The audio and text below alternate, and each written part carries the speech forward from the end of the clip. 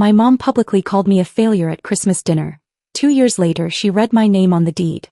The December rain hammered against the windows of my mother's colonial-style house in Queen Anne, one of Seattle's most prestigious neighborhoods. Inside, the warmth of the fireplace contrasted sharply with the cold I felt growing in my chest. 23 people crowded around the extended dining table. Aunts, uncles, cousins, my mother's business partners, even some neighbors she wanted to impress. The smell of roasted turkey and cranberry sauce filled the air, mixing with expensive perfume and the sound of forced laughter. I was 26 years old, sitting at the far end of the table like an afterthought. My younger brother, Marcus, sat to our mother's right, the golden child fresh from closing another real estate deal at her agency. My sister, Jennifer, was on her left, recently promoted to senior associate at a downtown law firm. And then there was me, Daniel Cooper, the family disappointment. "So Daniel," my Uncle Richard said, his voice cutting through the dinner conversation, "what are you up to these days? Still with that, what was it, graphic design thing?" My mother, Catherine Cooper, didn't even wait for me to answer. She set down her wine glass with a sharp clink that silenced the table. "Oh, Richard, don't get him started," she said, her voice dripping with that particular tone that made my stomach turn, half amusement, half contempt. "Daniel's been pursuing his dreams for 3 years now. Living in that shoebox apartment in Capitol Hill, doing freelance work for pennies." A few people chuckled. I felt my face flush. "Mom, I'm building a portfolio. I've been getting more clients." "Clients?" She laughed and others joined in. "Darling, you designed a logo for a food truck last month. Marcus closed a $2.3 million property sale last week. There's a difference between having clients and having a career." The table erupted in laughter. My brother shifted uncomfortably but said nothing. Jennifer stared at her plate. "I'm working on something bigger," I said quietly, my hands gripping my fork so hard my knuckles turned white. "I'm developing an app, a platform for..." "An app?" My mother threw her head back, her perfectly highlighted blonde hair catching the chandelier light.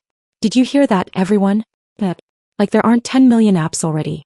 Like my son thinks he's going to be the next Mark Zuckerberg working from a laptop in a coffee shop." She turned to her business partner, Gerald, seated across from me. "Gerald, tell him how the real world works. You don't succeed by daydreaming. You succeed by working hard, by following proven paths, by actually making money." Gerald nodded diplomatically. "Well, entrepreneurship is risky, Daniel. Your mother has a point about stability." "Stability?" My mother interrupted. "He doesn't even have that. Do you know how much he pays in rent? I've had to help him 3 times this year. 3 times. Meanwhile, Marcus bought his own condo at 24. The comparison hung in the air like smoke. I looked at Marcus, hoping for some support, but he just stared at his wine glass. The rain outside grew heavier, matching the storm building inside me. "You know what your problem is, Daniel?" My mother continued, her voice taking on that lecture tone she'd perfected over years of running her real estate empire. "You've always been soft. Always been a dreamer. Your father was the same way, head in the clouds, always chasing the next big thing. And look where that got him." She was referring to my father's failed restaurant venture 15 years ago, the one that lost them money before he died of a heart attack when I was 14.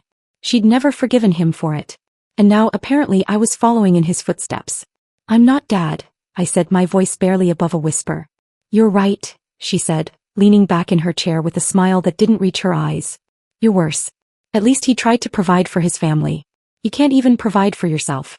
You're 26 years old, Daniel, and you're a failure." There, I said it. Someone had to. The word hung in the air. Failure. The entire table went silent. Someone cleared their throat. A fork scraped against a plate. Outside, a car drove by, its headlights briefly illuminating the darkness. I stood up slowly, my chair scraping against the hardwood floor. Every eye was on me. My mother looked almost satisfied, like she'd finally gotten something off her chest that had been bothering her for years. "Excuse me," I said, my voice surprisingly steady despite the earthquake happening inside my chest. "Oh, don't be so sensitive," she called after me as I walked toward the coat rack in the foyer. "I'm just being honest. You'll thank me someday when you finally get your life together." I pulled on my rain jacket, the one with the broken zipper that I'd been meaning to replace for months. Through the doorway I could see the table, the feast, the family, the warm glow of success and belonging. A world I'd never quite fit into. "Daniel, where are you going?" Jennifer finally spoke up. "Come on, it's Christmas." I looked at my sister, then at my brother, then at my mother.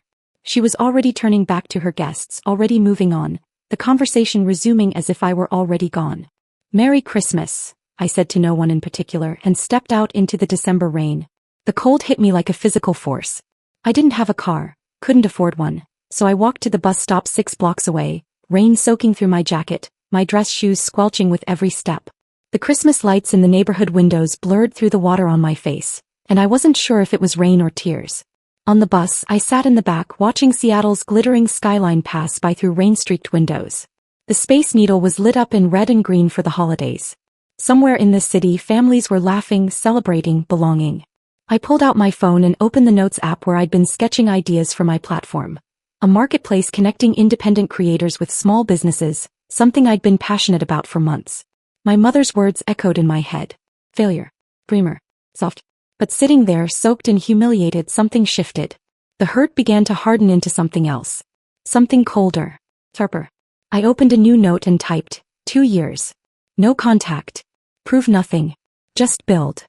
That night, in my 400-square-foot apartment in Capitol Hill, listening to the rain drum against the window, I made a decision that would change everything.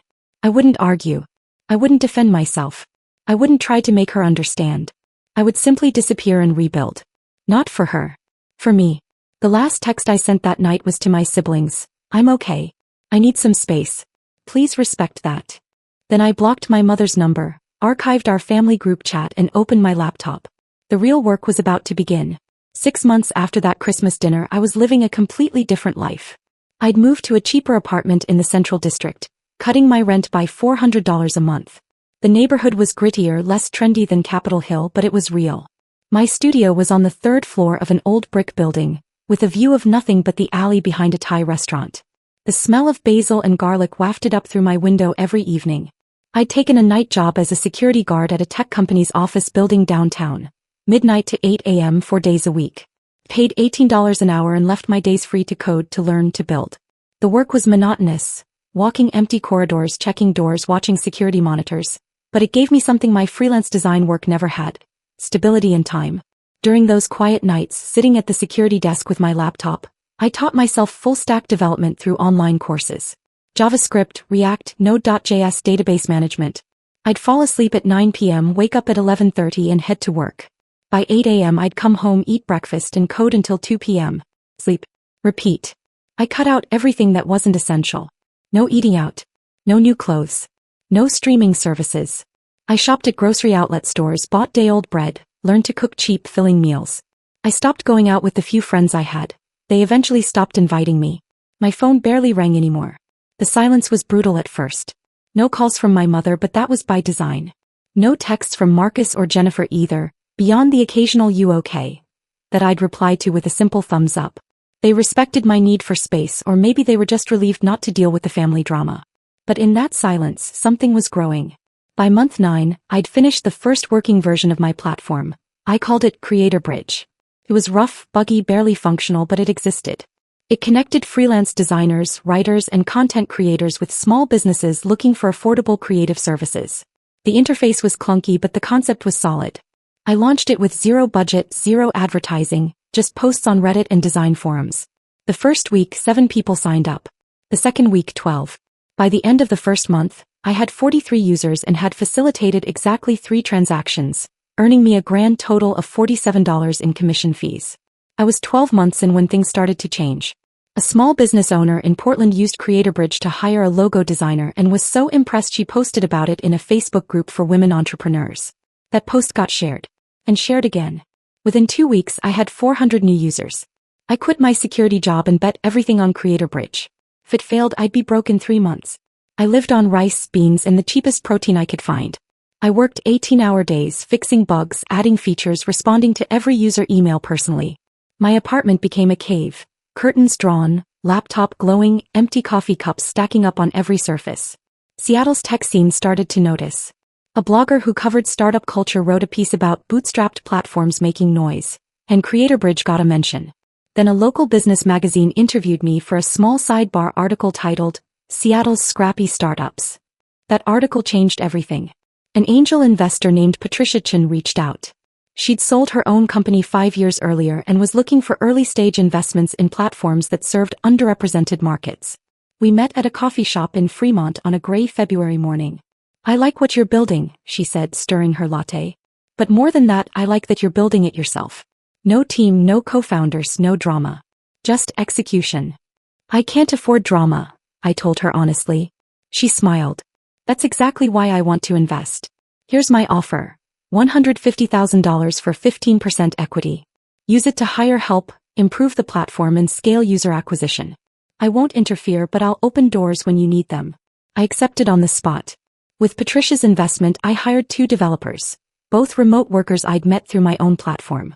I moved to a modest 1-bedroom apartment in Georgetown, nothing fancy, but it had a separate room I could use as an office. I bought a real desk, a second monitor, a coffee maker that didn't leak. By month 18, CreatorBridge had 12,000 active users and was processing $45,000 in transactions monthly. My commission structure meant I was finally making real money. Not rich but stable. More than stable. I was actually saving. I never posted about my success on social media. I didn't update my LinkedIn. I didn't reach out to old friends to brag. The people who'd written me off didn't need to know, and the people who'd believed in me, well, there weren't many of those and they were already in my corner. My siblings didn't know what I was doing. My mother certainly didn't. For all they knew, I was still struggling in my shoebox apartment, still chasing impossible dreams. I'd seen a few missed calls from my mother over the months, on my birthday, on Thanksgiving, but I never answered. Not out of spite, but because I'd built something fragile and beautiful and I couldn't risk anyone's doubt poisoning it. 20 months in, a mid-sized venture capital firm approached me about a series of funding round. CreatorBridge was now processing nearly $200,000 in monthly transactions. We had 50,000 users. I'd hired a small team of 8 people. We'd moved into a modest shared office space in Pioneer Square. The VC firm offered $2.5 million for 20% equity, valuing my company at $12.5 million. My share, 80% minus Patricia's 15%, was worth roughly $8.125 million on paper. Of course, it wasn't liquid.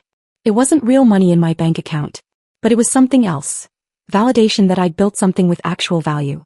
I was 28 years old, exactly 2 years from that Christmas dinner, when my lawyer called with unexpected news. Daniel, there's a property situation I need to discuss with you, she said. Her name was Rebecca Strand, a smart, no-nonsense attorney Patricia had connected me with. Property situation? I was sitting in my office reviewing user metrics. Your mother's company is selling a commercial building in Capitol Hill, the old warehouse near the REI flagship store. My partner handles real estate transactions and mentioned it might be a good investment opportunity for you.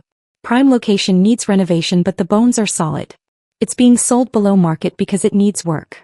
Something sparked in my chest. How much? She's asking $1.2 million.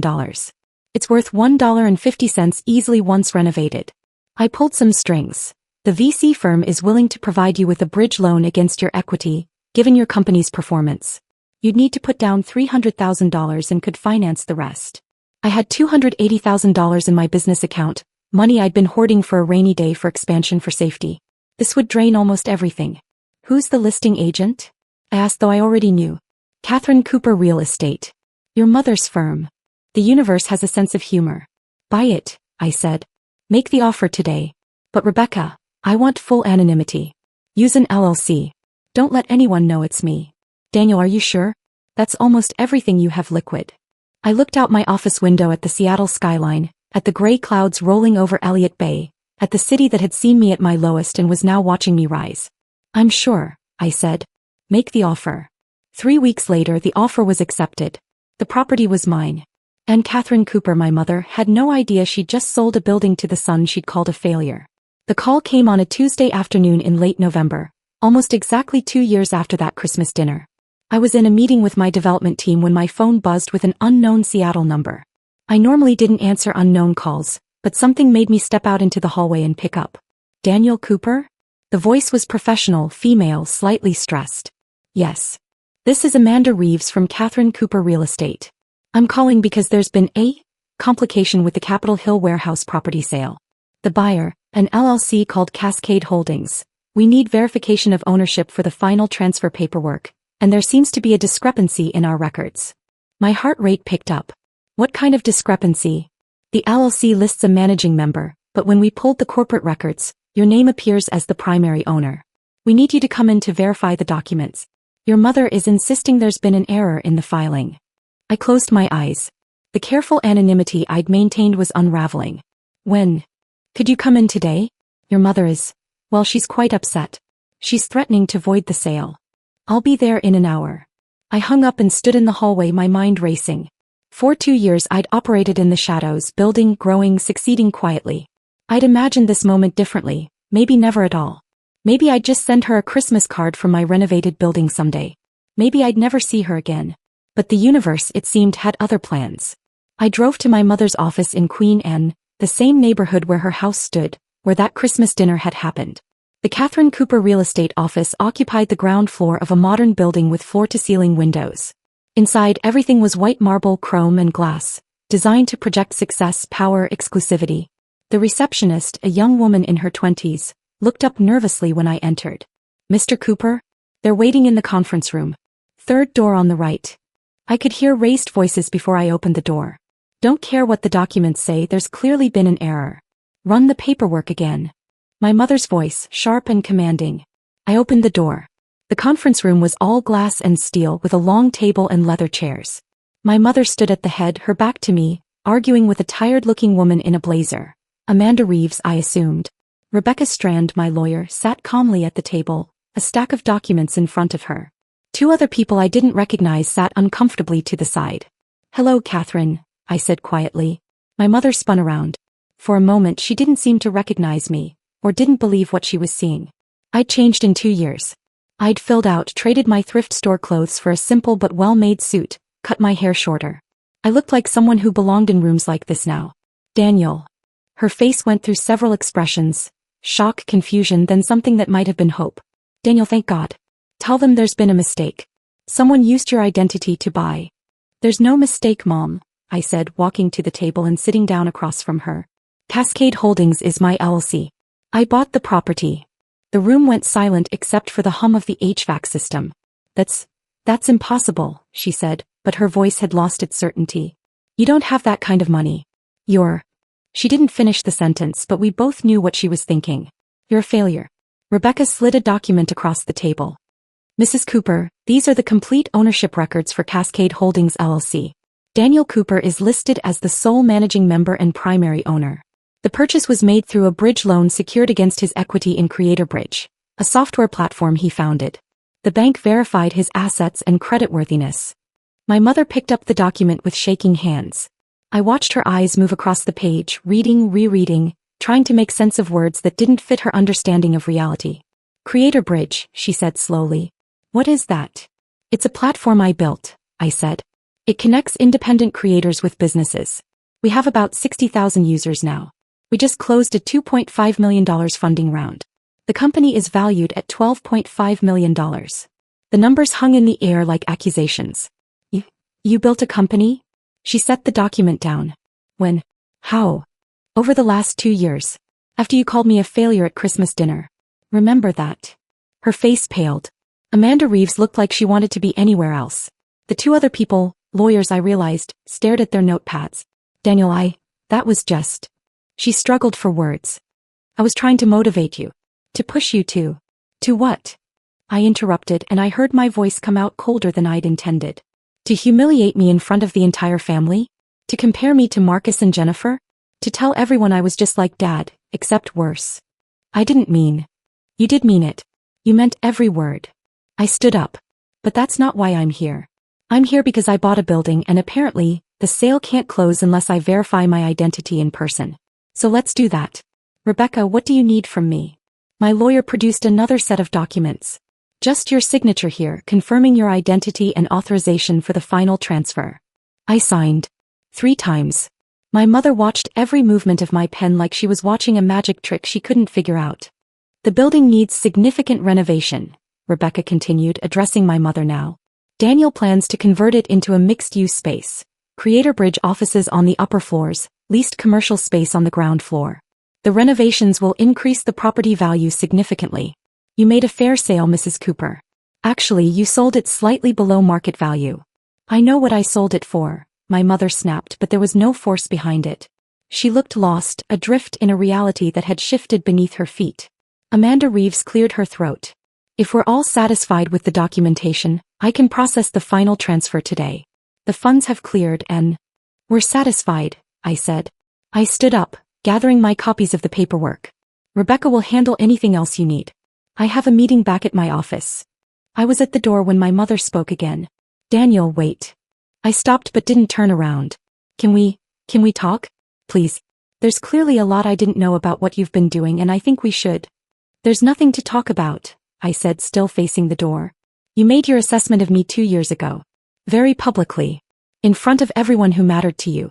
You weren't interested in what I was building or what I was capable of. You were interested in what I could prove to your friends and business partners. That's not fair. I turned around then and whatever she saw in my face made her stop talking. You're right, I said. It's not fair. It wasn't fair when you called me a failure in front of 23 people. It wasn't fair when you compared me to a father who died trying to build something he believed in. It wasn't fair when you made me feel like I had to choose between being your son and being myself. Tears were forming in her eyes. I'd never seen my mother cry. I didn't build Creator Bridge to prove you wrong, I continued. I didn't buy this building to hurt you. I did all of it because after that Christmas dinner I realized something. I was living my life like I owed you an explanation for who I was. Like I needed your approval to exist. And that night in the rain walking to the bus stop I let that go. I'm your mother, she whispered. I know, I said. And I hope someday we can figure out what that means for both of us. But right now I need to be the person I built myself into. And that person has a meeting in 30 minutes. I walked out of the conference room, through the lobby with its marble and chrome, and out into the gray Seattle afternoon. It wasn't raining for once. A slice of blue sky was visible between the clouds. My phone buzzed. A text from Rebecca. You okay? Yeah, I texted back. Heading back to the office. But I didn't go back to the office. I drove to the building I just bought. My building now. The old warehouse stood on a corner lot, brick facade weathered by decades of Pacific Northwest rain, windows dark and empty. It needed work, needed vision, needed someone to see what it could become. I stood on the sidewalk looking up at it and felt something I hadn't felt in a long time. Peace. Not victory, not vindication. Just peace. My phone rang. Marcus. Hey, I answered. Dude, Jennifer just called me. She heard from someone at Mom's office. Is it true? Did you buy a building from Mom? Yeah. A long pause. And you run a company worth $12 million? On paper, yeah. Another pause. Why didn't you tell us? I needed to do it without anyone watching, I said. Without anyone's opinions or doubts or expectations. I needed to know I could. I get that, Marcus said softly. For what it's worth, I'm sorry. About Christmas. About not saying anything when she... It's okay, I said, and I meant it. We all do what we have to do to survive our family. He laughed, a sad sound. Yeah. Listen, I'm proud of you, man. Really proud. Thanks, Marcus. After we hung up, I stood there a little longer watching the light change on the old brick, imagining the renovation, the new windows, the sign that would hang above the door. Creator Bridge. From the ashes of that Christmas dinner, I'd built something real. Something mine. And that, I realized, was enough. 3 months after the day at my mother's office, Creator Bridge officially moved into our renovated building. The transformation had been dramatic. The old warehouse was now a modern workspace with exposed brick high ceilings and natural light flooding through new floor-to-ceiling windows. The ground floor housed a coffee shop and a co-working space we leased to other startups. The second and third floors were ours. Open office space, private meeting rooms, a small kitchen where my team gathered every morning. On moving day, a rainy Saturday in February, I stood in what would be my private office, watching the crew carry in furniture. The office faced east with a view of the Seattle skyline and the Cascade Mountains beyond. It wasn't the biggest office. I'd given the premium corner space to our lead developer Sarah, who'd been with me since the early days, but it was mine, and it represented something I couldn't quite put into words. My phone had been buzzing all morning with congratulatory texts. Patricia Chin sent champagne. Rebecca Strand sent a succulent plant with a note. For your new desk. Harder to kill than most plants. My team sent a group photo from their old desks with the caption, Last day in the old place. Tomorrow we're living in luxury. There was also a text from Jennifer. Marcus and I would love to see the new space. Whenever you're ready. No pressure. And one from my mother. I heard you moved in today. I'd like to talk when you have time. Please. I didn't respond to either. Not yet. That evening, after everyone had gone home, I sat alone in the empty office space. The city lights twinkled outside. Rain streaked down the windows. I thought about where I'd been 2 years ago, soaked, humiliated, riding the bus home from that Christmas dinner with nothing but hurt and a determination I didn't fully understand yet. The hurt had faded. The determination remained. My laptop pinged with a video call request. Patricia Chin. I answered. There's my favorite founder, she said, her face filling the screen. She was in her home office, a wall of books behind her. How does it feel to be in your own building? Surreal, I admitted.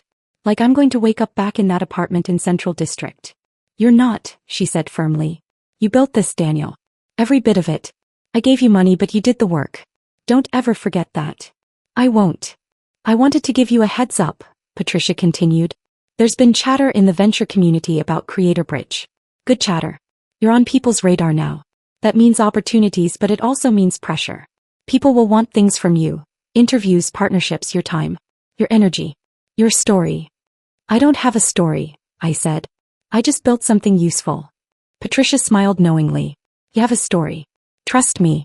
And eventually you'll need to decide how much of it you want to share. But that's a conversation for another day. Tonight just enjoy this. You earned it.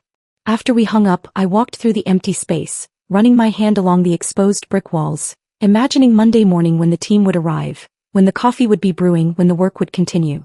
I'd built something that mattered. Not just to me, but to the 70,000 people now using Creator Bridge, to the small businesses finding affordable creative services, to the freelancers making a living on our platform. The next day, Sunday, I finally responded to Jennifer's text. Come by tomorrow at 10 a.m. I'll give you and Marcus a tour. They arrived together, Marcus in a Seahawks hoodie and jeans, Jennifer in her usual put-together style even on a weekend. We hadn't seen each other in person since that Christmas dinner. There was an awkward moment at the door, then Jennifer hugged me tight. This place is incredible, she said, looking around the lobby. Daniel, this is really incredible. I gave them the full tour. The co-working space, the coffee shop that would open next week, the Creator Bridge offices upstairs. Marcus asked smart questions about the business. Jennifer wanted to know about the renovation process. Neither of them mentioned our mother until we were sitting in my office drinking coffee. She's been different, Jennifer said carefully. Since that day at her office. Quieter. She asks about you. What do you tell her? I asked. That you're doing well. That you'll reach out when you're ready. Jennifer set down her coffee. Daniel, I need to apologize. For that Christmas. I should have said something. Should have defended you. I was a coward. Me too, Marcus added. I didn't know how to stand up to her. I still don't really. But I should have tried. For you. I looked at my siblings. Both successful in their own right, both still navigating the same complicated relationship with our mother that I'd walked away from. You didn't owe me that, I said. We all survive our family in different ways. You two stayed and made it work. I left and built something separate. Neither way is wrong. Do you think you'll ever talk to her? Marcus asked. Really talk, I mean. Not just about business. I don't know, I said honestly. Maybe. But not because I need to prove anything to her anymore. If we talk, it'll be because we both want an actual relationship, not the performance of one. Jennifer nodded. That's fair. We talked for another hour. About their lives, about my company, about Marcus's engagement to his girlfriend of 3 years, about Jennifer making partner at her firm. Normal sibling conversation, the kind we'd never really had growing up. When they left, Marcus hugged me at the door. I really am proud of you, man, he said. Not just for all this. For having the guts to walk away and bet on yourself. Thanks, Marcus. After they left, I sat in my office and finally opened the text from my mother. It had been 2 months since that day in her conference room. 2 months of silence. I'd like to talk when you have time. Please. I stared at the message for a long time, then typed, I'm not ready yet. When I am, I'll let you know. I hope you can respect that. 3 dots appeared, then disappeared, then appeared again. Finally, I understand. Oh wait. I love you, Daniel. I didn't respond. Love was complicated. Love had been wielded like a weapon in my childhood, conditional on performance and achievement. Whatever love was supposed to be, we hadn't figured it out yet. Maybe we would someday. Maybe we wouldn't. Either way, I'd be okay. Creator Bridge hit 100,000 active users in August. We hired 5 more people. The coffee shop on the ground floor became a neighborhood favorite. Tech blogs started writing about us more frequently.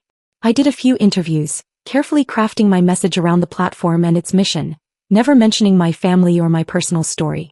In October, on a crisp fall day with golden light slanting through the office windows, I finally called my mother. Hi, I said when she answered. Daniel. Her voice cracked slightly. Hi. Are you free this week? I thought we could have coffee. Just us.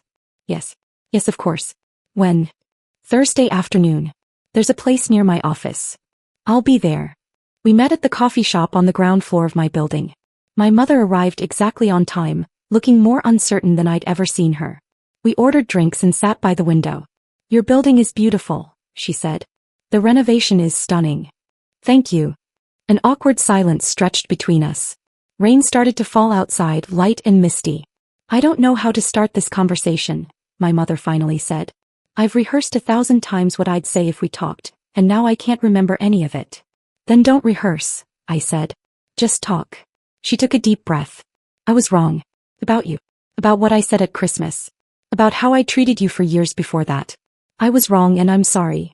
The apology hung in the air. I'd imagined hearing it many times, and somehow the reality was both more and less than I'd expected. "I appreciate that," I said. "I've been thinking a lot about why I did it," she continued. "Why I was so hard on you. And I think I saw your father in you. Not just the dreaming but the courage to dream. After he died, after the restaurant failed, I was left with debt and 3 kids and so much anger. I was angry at him for dying. For taking risks. For believing in something that didn't work out. And I swore I'd never let that happen again. That I'd never let my kids take risks that could destroy them." She paused, her hands wrapped around her coffee cup like she needed the warmth. "But what I didn't realize until I saw your name on that deed was that I wasn't protecting you. I was suffocating you. I was so terrified you'd fail like your father that I couldn't see you were nothing like him. You were smarter. More careful. More determined. You had a plan. And I couldn't see it because I was blinded by my own fear and my own pain." I watched the rain streak down the window, digesting her words. Part of me had wanted this apology for 2 years. Another part of me had moved so far past needing it that hearing it now felt strange, almost anticlimactic. "I understand why you did it," I said quietly. "I really do. But understanding doesn't erase what it felt like to be called a failure in front of everyone who mattered to you. To be compared to Marcus and Jennifer like I was some kind of cautionary tale. To feel like I had to choose between having a family and having dreams." "I know," she whispered. "And I can't take that back. I can't give you those 2 years back. All I can do is tell you that I'm proud of you. Incredibly proud. Not because you proved me wrong, though you did, but because you had the strength to walk away from my judgment and build something authentic." I looked at her, then really looked at her. She'd aged in 2 years. More gray in her hair. Lines around her eyes that hadn't been there before. She looked smaller, somehow less formidable. "What do you want from this conversation?" I asked. "What are you hoping for?" She considered the question carefully. "Honestly, I don't know if I have the right to hope for anything. But if I could hope for something, I'd hope that someday we could have a relationship that isn't based on judgment or performance or fear. Where I can be your mother without trying to control who you are. Where you can be my son without feeling like you have to prove your worth." "That's a big hope," I said. "I know." She smiled sadly. "Too big maybe." "Maybe not," I said. "But it'll take time. A lot of time. And you'll have to accept that I'm not going to keep you updated on every decision I make. That I've built a life separate from your approval. That I might succeed or fail on my own terms, and either way it's mine." "I can accept that," she said. "I want to accept that." We sat in silence for a moment, watching people hurry past outside, umbrellas blooming against the rain. "Can I ask you something?" my mother said. "Sure." "That night, Christmas, after you left, did you hate me?" I thought about it. No. I was hurt. Humiliated. Angry. But I didn't hate you. If I'd hated you, I wouldn't have worked so hard. Hate is loud. What I felt was quieter than that. It was just a decision. To stop living my life like I owed you an explanation for who I was. She nodded, tears streaming down her face now. "I'm sorry, Daniel. I'm so sorry." "I know," I said. And I meant it. We finished our coffee and talked about lighter things. Her business, my team, Marcus's upcoming wedding. When we parted at the door, she hesitated, then hugged me. It was brief, awkward, but real. "Can we do this again?" she asked. "Coffee, I mean. Maybe once a month." "Let's start with once every 2 months, I said. "And we'll see how it goes." "That's fair," she said. "That's more than fair." I watched her walk to her car, a silver Mercedes parked at the curb. She looked back once, waved, then drove away into the Seattle drizzle. Thanksgiving arrived cold and clear, the mountains visible in the distance, snow-capped and brilliant against a blue sky. Jennifer was hosting at her condo in Belltown, and after some discussion I'd agreed to come. My mother would be there. So would Marcus and his fiancée, Amy. I arrived late after everyone else, carrying a pie from the bakery down the street from my office. Jennifer answered the door and hugged me tight. "You came," she said, relieved. I said I would. The condo was warm, smelling of roasted turkey and herbs. Everyone was in the kitchen. Marcus carving the bird, Amy making gravy, my mother setting the table. She looked up when I entered and our eyes met. A moment of uncertainty, then she smiled. Hi, Daniel. Hi, Mom. The dinner was cautious at first, everyone dancing around potential landmines. But gradually, as the wine flowed and the food was served, the conversation relaxed.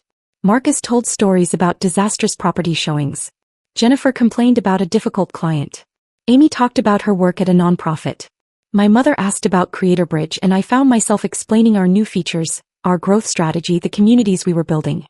She listened. Really listened. Didn't interrupt with advice or comparisons. Just listened. That sounds wonderful, Daniel, she said when I finished. You've built something that really helps people.